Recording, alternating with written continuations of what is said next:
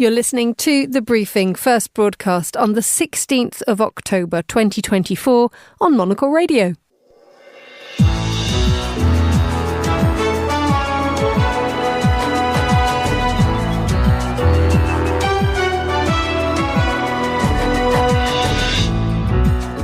Hello and welcome to The Briefing, broadcasting live from Studio One here at Midori House in London. I'm Emma Nelson, and coming up in the next 30 minutes. The Secretary did write, along with Secretary of Defense Austin, to make clear our concerns about the levels of humanitarian assistance that have been making it into Gaza.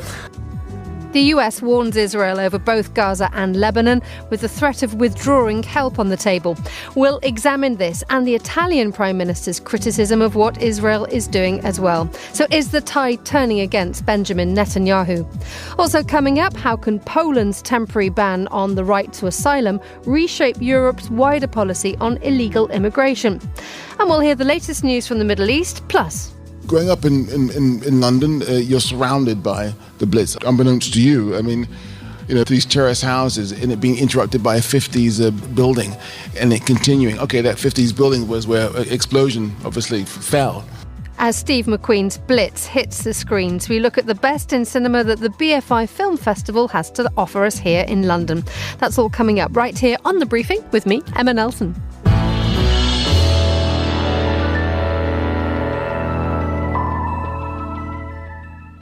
The US has given Israel 30 days to increase the amount of access to humanitarian aid to Gaza or risk a cut in military assistance.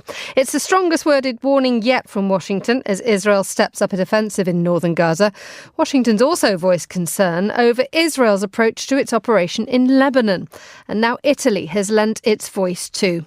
Prime Minister Giorgia Meloni is to become the first European leader to visit Lebanon since Israel began its offensive. Signora Meloni's trip, scheduled for the end of this week, follows her criticism of Israel's demands for UN peacekeeping forces to withdraw from southern Lebanon. Well, to talk about the wider implications of both countries' comments, I'm joined by Renad Mansour, who's Senior Research Fellow of the Middle East and North Africa Programme at Chatham House, and Amy Kazmin, who's the Rome correspondent for the Financial Times. A very good afternoon to you both. Hello. Renad, let's begin with you. This accusation from the United States that Israel has actively hampered the delivery of aid. The figures that Washington is putting forward are quite shocking given the scale of the interference, aren't they? Yes, that's right. And, it's been 1 year since October 7th and Hamas's brutal attack, as well as 1 year of Israel's sort of brutal attacks across Gaza and Palestine and now Lebanon. And the U.S., is in somewhat of a bind because Israel is such an important ally for the U.S. It equips, it supplies the Israeli military with the top weapons. And at the same time, Israel is blatantly violating, many of these international laws, humanitarian laws that the U.S. has claimed to be sort of championing. So when Israel stops humanitarian access to most of Gaza, when Israel, makes the UN Secretary General person non grata, when when Israel goes after the UN in Lebanon, these are all very challenging moments for a country like the US, which has for many years now been an arbiter of international sort of norms, this kind of international rules-based order. And there are actually very legal sort of mechanisms inside the US, which kind of say that the government of the US cannot give weapons to any country that is accused or that is violating human sort of rights and humanitarian law. So this is the kind of struggle. The U.S. is 100% still with Israel in a kind of realist military sort of side, but it needs to balance the increasing calls from most of the world that Israel is violating human rights. Staying with you, Renad, the letter that has been sent in the last couple of days from Washington has a 30-day deadline to it. That 30-day deadline falls after the US election. So how much teeth does this letter really have? Well, I think one thing that's interesting to it is many have thought that Israel's sort of increased actions, especially in Lebanon, are part and parcel at the time when the U.S. is going through this transition, when the U.S. is distracted, when you have a president who's effectively a lame duck, as they say. And so this is a time when decision-making in Washington isn't coherent or effective, and there are many questions of who comes next. So I think that's exactly right, and this has fallen into the calculations of the Israeli government and Netanyahu, that this is the time to continue. For a very long time, when you spoke to, the US and those making the policy in the Middle East, the thing that they would say is, we sort of are allowing or happy with what Israel is doing in Gaza as a response to Hamas, but we have managed to keep the region at peace. And they always reiterated that we managed to keep Israel out from doing anything wider from its attacks in Palestine. And that is clearly crumbling, with Israel now invading Lebanon, Israel now, being more vocal about its desires to attacks Iran's infrastructure. The Middle East is on the brink of kind of falling apart. And that was the thing that the Biden administration so proudly said it had managed not to allow. Amy, let's bring you in here. Renard mentioned the fact that the United States is in a bind here about what it can actually do. Is Italy less constrained? Well, I don't think that Italy wields the same kind of clout as the United States, but certainly the evolution of the Italian government's kind of policy and Giorgia Meloni's policy and the noises that it's been making over the last year definitely show a kind of a trend away from sort of unqualified support of Israel. I remember that on the day of the brutal October 7th attacks last year, Giorgia Meloni was one of the first leaders to come out and issue a statement of solidarity with Israel, defending its right to defend itself in ways that it saw fit. But it's clear that over many months, Italy and Rome's kind of feeling about the way Israel has approached the situation in Gaza and now in Lebanon, it is not at all comfortable with it. And it's kind of taken the view that as a friend of Israel, we really need to indicate to Israel when it's going wrong. And they have been making a lot of noises criticizing the kind of heavy, the kind of horrific human rights violations in Gaza, the extent of the destruction there. But they don't necessarily carry that much clout. I don't think, Benjamin Netanyahu is taking advice from Georgia. Of course, the attack on the UN mission has really turned up the heat because Italy is a large provider of troops to the UN mission in Lebanon. And I think Giorgia Meloni and the Italian government has been very, very outspoken, direct, and sharp in its criticism of Israel at this point, which really just all goes to highlight Israel's incredible isolation, even from the countries that previously were strong defenders of Israel. Amy, you mentioned the fact that Italy does not have that much clout compared with, let's say, the United States. But in terms of the way that Italy is repositioning itself within Europe, we saw last week Emmanuel Macron coming under fire from Benjamin Netanyahu for criticising the weapons delivery to Israel. Macron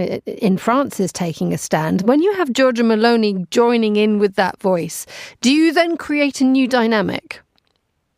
I mean, there definitely is a new dynamic, and we should mention here that Giorgia Meloni on Friday is actually due to travel to Beirut to meet the Lebanese prime minister, which is really a very strong gesture, highly symbolic, that she's essentially going and traveling to a city that is, under fire from Israeli rockets to show solidarity to, the government there, which is struggling, as Hezbollah and, the Israelis kind of hammer each other. Raina, let's bring you back in here and this symbolism of Giorgia Meloni's trip to Lebanon. When we look at the way that the United States has positioned itself and this change in position that we're seeing in the last couple of days, to have a strong European leader physically go to a country which is the scene of an Israeli operation and an offensive, what does that do for America? Well, I think, the debate right now is around the nature of warfare. Warfare is changing. Israel, has basically said it's okay to ban the UN. It's okay to remove the UN. Israel has said many of the sort of violations. So a lot of that humanitarian rules and processes, Israel has just said, we don't need to do this. Israel has also shown how technology can be used, and all these different ways. It's presenting a new kind of framework for how violence can be used. And so many of the countries that were sort of on top of the previous framework, Italy, European countries, those that constructed and supported the building of the UN, of humanitarian law, are stuck. Israel is presenting an alternative future, and those countries are trying to say, no, we want to stick by the rules that we have, with the norms and institutions that we have. And this is where the US is, as I say, in a bind, because on one hand, Israel is on the same side of the US. Hezbollah, Iran, these are all major enemies, not just of Israel, but of the US. They are on the same side of this conflict. But at the same time, the methodology that Israel is using is presenting a challenge to the order that the US has kind of policed for a very long time. Yeah, we've mentioned, Reynard, several times this issue of the United States no longer being the policeman, given the fact that the world has splintered into so many different poles and the US's influence is vast diminished. But when you have something like the European Union now coming towards to the United States and bigger voices starting to sing in tandem, is there a slight reassurance to that actually those traditional institutions and those traditional bodies that people have been questioning for the last few months actually might still have some clout? Yeah, but I think that's right. And at the same time, we kind of are in this moment of change where we are moving away from that sort of American unipolar world, especially in the Middle East, where the US has had so much influence, and moving towards these alternative powers, as you say, not just the EU, but also China, Russia, and these other influences. The issue here is all of this multipolarity means that decision-making becomes even more difficult. And so Israel is able to navigate between some of this for now. So we haven't come to what this new order looks like yet. We're kind of in this transformative stage. And in this time, Israel is presenting an alternative. So I think that's right, that the U.S. can be to some extent pressured, but we've also seen the U.S. fight back, U.S. fight against the ICJ, the U.S. fight against the ICC, and until recently, the UK also fighting against the ICC. So we're still very much in the kind of negotiation of what this new order could look like. Finally, Amy, what risks could this pose to Italy with Giorgia Meloni making such a public stance? I don't see huge. I do think she's, of course, taking a personal risk. It won't be an easy trip. But I think there is a certain amount of domestic political risk for Giorgia Meloni. There's a Jewish community in Italy, which she has been keen to reach out to. She was there on the anniversary of the October 7th attacks. And the Jewish community here has shown strong solidarity with Israel. And I mean, so she does risk alienating a certain section of voters, but I do think that she is very concerned. Italy is very concerned about the expansion of this war, about the destabilization of the Middle East. I think it wants to be seen in the Middle East as an actor, as a player, as a supporter of the international order. So I think that that's what this trip is really about. Amy Kazmin and Renard Mansour, thank you both for joining us on Monocle Radio. You're listening to The Briefing with me, Emma Nelson. The time here in London is 14 minutes past midday. A quick look now at the latest news headlines. Here's Chris Chermak. Thanks, Emma. Ukrainian President Volodymyr Zelensky is expected to present his victory plan to Parliament today. The proposal has been discussed in his recent trips to Western allies and reportedly includes a push to join NATO. A judge in Georgia has ruled that the U.S. state will not hand-count ballots in the 2024 presidential election. The ruling comes as a defeat for Republican nominee Donald Trump, whose allies had pushed for the new system after his 2020 loss. And China warns it will never renounce the ability to use force over Taiwan. The comments come after Beijing ramped up war exercises around the island, drawing pushback from the United States. Those are the day's headlines. Back to you, Emma. Thank you very much indeed, Chris. Now, could Poland's removal of the right to asylum in the country mark the starting point of a wider drive across the EU to deal with illegal immigration? The issue is pressing. Last year, more than 350,000 people entered the EU irregularly. That's the highest number since 2016. And with Donald Tusk bringing Poland closer back into the European fold, might this spark a wider sea change? Well, Wojciech Kość is a reporter and journalist based in Warsaw and joins me now. Very good afternoon to you, Wojciech. Good afternoon. Now, just reading around in this one, the excellent website Politico says that Donald Tusk has lit a stick of dynamite under the EU's migration policy. To what degree is that a correct assumption? I would say that there's this general sentiment that the EU, Poland and the EU as a bloc needs some sort of upgraded or updated migration policy. Poland certainly does, and there's this wider agreement in Poland that it does because of things like shortages on the labor market or these crises at the Polish-Belarusian border, not to mention things that could become more important in a few years, like migration related to climate crisis. But when it comes to details, these announcements by Prime Minister Tusk, which he made first not through government channels, but at his party's convention on Saturday,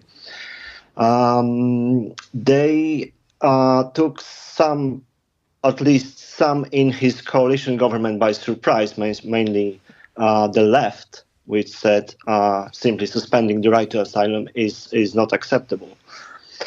But it seems that Tusk is riding a wider sentiment, both in Poland and in the EU, about this.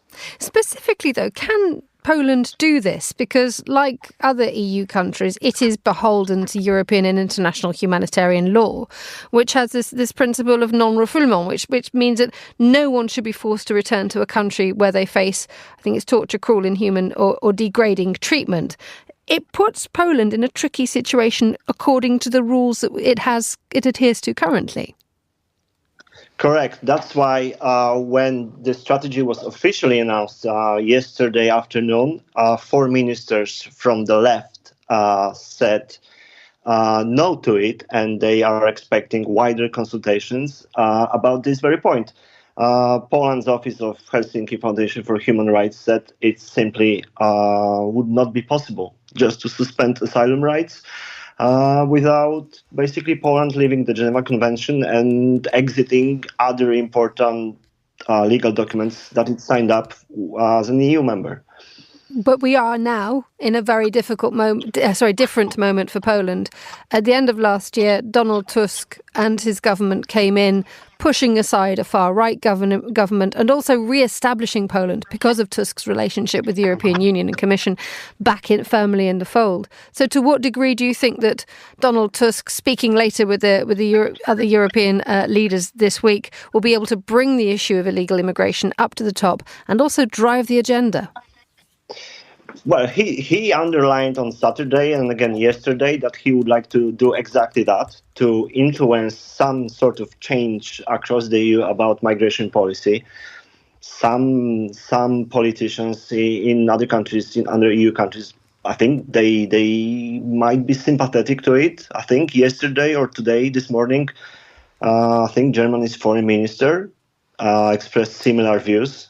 She called for tightening of asylum regulations across the EU. But there might be also, if I may divert a little, might be domestic political considerations behind Tusk's announcement as well. It seems that as the sentiment in Poland is growing against migration, Tusk must have figured out it would cost him, it would be more politically advantageous for him to say what he just said about tightening migration rules than it would be to risk anger from human rights NGOs or the left ministers from his own government. And is this something that will be welcomed by Brussels, knowing full well that the European Parliament is moving further and further to the right? Or will this be questioned in terms of perhaps being a more cynical and domestically politically driven statement and policy?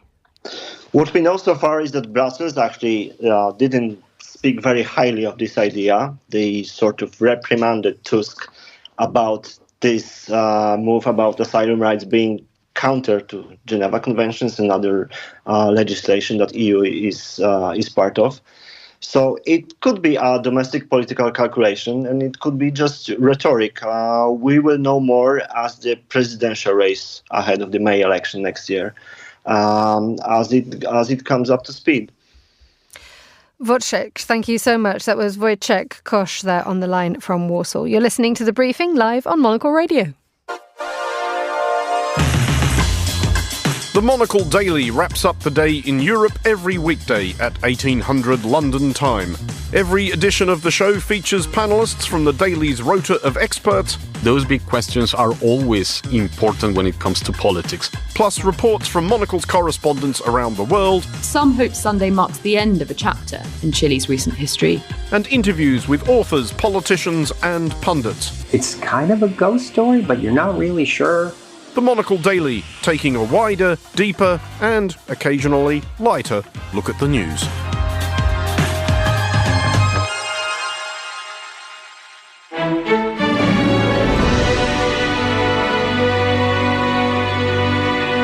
(12:21) here in London. You're back with The Briefing live on Monocle Radio. Let's get the latest news from the UAE. The man to bring us all that is Mustafa Alwari, journalist and writer based there. A very good afternoon to you, Mustafa. How's it looking where you are? Good afternoon. It's very busy times. Good. Right. Crack on. Tell us what's going on. Thank you. So one of the biggest stories, both in terms of significance for this region and the EU, is the summit that's being held in Brussels between the European Union and the Gulf Cooperation Council. The GCC is the bloc that includes 6 countries from the Gulf region, including the UAE and Saudi Arabia. And this is the culmination of 2 years of closer relationship between the two groupings that's culminated in this big meeting. And we expect the Saudi Crown Prince, Mohammed bin Salman, to attend, as well as the Deputy Prime Ministers of the UAE and the Crown Prince of Bahrain as well. So it's very high level, and the hopes are that not only can they look at trade and business, but some of the geopolitics that's very important right now, both in terms of what's happening with Ukraine and Russia, but also with Lebanon and Gaza as well. There could be more common ground for trying to contain and solve these conflicts. Indeed, I mean, we have the 6 states of the Gulf Cooperation Council who were looking for something a bit more strategic, aren't they, when it comes to their relationship with Europe? So up until now, it's been more bilateral. So, for example, the UAE has been signing a lot of one-on-one agreements with different countries, but the bloc itself, in recent years, they've been trying to increase the strength of their diplomacy as a grouping. And so this is really, really important. I mean, the European Union is potentially for the future a huge partner, especially when it comes to energy, because in the wake of the Russia invasion of Ukraine, the bloc lost a lot of its access to stable energy supplies, and already you see the exports from the Gulf to the European Union are predominantly energy-based, and the expectation is that will grow, so natural gas in particular. So politically, economically, it's very, very important that they get this right. Let's move on to Etihad Rail, the developer and operator of the UAE's national railway network, with huge plans to connect Abu Dhabi to Dubai in less than an hour. Everyone's very excited about this, and anyone who's been to Dubai recently will know the traffic has kind of become quite epic, and in particular this week when there's a whole load of international events. And so I don't think it was a coincidence actually that they announced that you could get by train from Abu Dhabi to Dubai in under an hour, and to other parts of the UAE, Fujairah and one of the Emirates as well in about an hour and a half. And this network, this Etihad Rail network, has started off as being industrial, moving resources from industrial areas to ports, and soon the hope is it will expand to become a passenger network. But the idea is it will not just link all the Emirates and cities within the UAE, but it will also link the UAE to Oman. probably first, and then at some point in the future to other countries in the region. So rail, from a number of reasons, efficiency, climate, but also, for social impact, to get people off the roads and out of their cars. People are very, very excited to hear this news. Also, great excitement if you're into hotels and casinos in the UAE. A big step forward in developments on the horizon there. Well, this one's probably not quite as clear-cut as the trains. I think everybody says, right, we need the trains, we need them as soon as possible. In Ras Al Khaimah, there is which is one of the Emirates in the UAE, there is a Wynn casino that's going to be opened. And recently there was news that there was a gaming license was issued by the country's gaming commission. But then today we got details of what the casino and hotel and resort will actually look like. And the gaming area is 225,000 square feet. Casinos are something that people have been talking about for a long time in the UAE, and it looks like it's heading to fruition. There's a lot of advantages in terms of revenue and the diversification of the economy, but also socially and culturally, it's not necessarily straightforward to open casinos, and we're not sure what the impact will be. So people are watching this very, very closely, not only to see if there is demand for it, but also what it actually means when casinos are up and running in this country. Mustafa Al-Rawi, thank you so much for joining us on Monocle Radio. You're listening to The Briefing.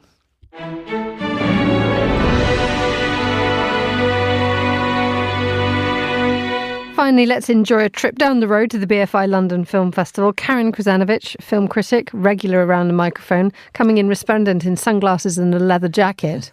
A real Top Gun vibe is being rocked this afternoon in the studio. Good afternoon, Karen. How are you? I'm very well. It's actually too hot for this look. It is. It's very warm. We have a tropical feeling in London. It's pretty weird. So you've been retreating into the air-conditioned cool of the BFI Film Festival. Yes, the lovely queues. We love it. It was a great turnout this year. No, there always is, and luckily we haven't had to stand in the rain too much. It's such a super festival. Let's just place it in a bit of context. And you get the invite and it's like, whoa, goody, this is some good stuff that's always coming to London.